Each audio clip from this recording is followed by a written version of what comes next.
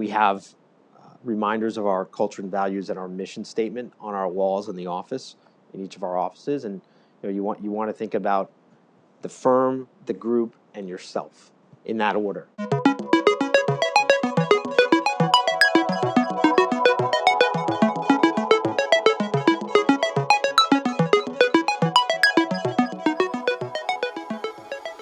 When you're, we call it entrepreneurship, right? Where you're building companies inside of a company. There's also sometimes where there's a con, where, all of us have no backlog, right? Everybody's free time. You got nothing in your backlog. No, every single person on the call has this infinite number of things that we got to do. And when you're taking on a new initiative, everybody's like, well, I don't have any time to do all these new things.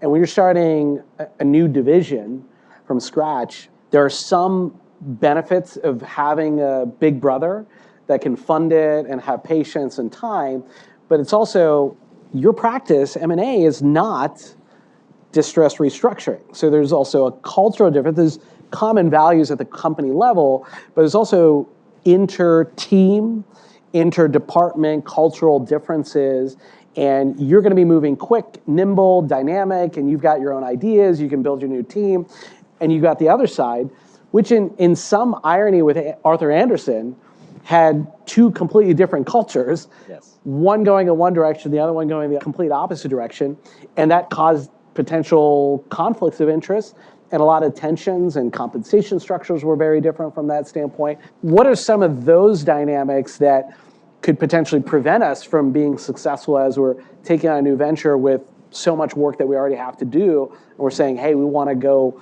create a new stake in a new industry or new adjacent, but different? Sure. And those are all valid points, and I think things that we dealt with. First and foremost, as a founder, again, I go back to our two founders. They had the mindset and the ability to understand where the market was headed relative to this type of professional service. Now, I will tell you, Brian Marsal had a bird's eye view because he happened to be the chief restructuring officer of Arthur Andersen. So for 2 or 3 years that he was in that spot, he observed and learned and saw what was happening with not only that firm, but the entire industry, how it was separating, how regulatory issues caused firms to divest of specialty practices. So he took those lessons and applied it to his own business. That helps. But you need to have a founder who is knowledgeable about the outside world and where the market might be heading, or where there could potentially be a new market, and have that conviction. So it really starts at the top. And if you have that strong mindset, the culture should trickle down. Now, not everyone either thinks or that quickly or adapts that quickly, but if you have the viewpoint as an employee of the mindset of it's good for the business and it's beneficial for the entire group, and if this one division does well, the entire group will do well, then it helps with that type of integration.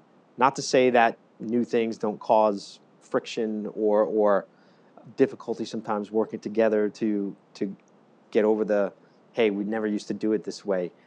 Well, it's new. So the ability to think about a firm broadly and how it could be improved by specifics within the company, even though they might be different from the past, is very important. And so I always tell all of our people, you can't just think about your own individual task.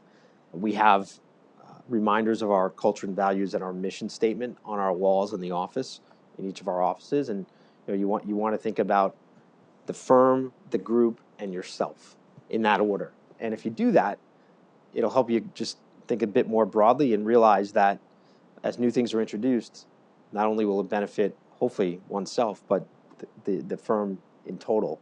And that's how you encounter that. Some people go along for the ride, some people don't. But the majority of people, if they think that way, you can generally get over some of those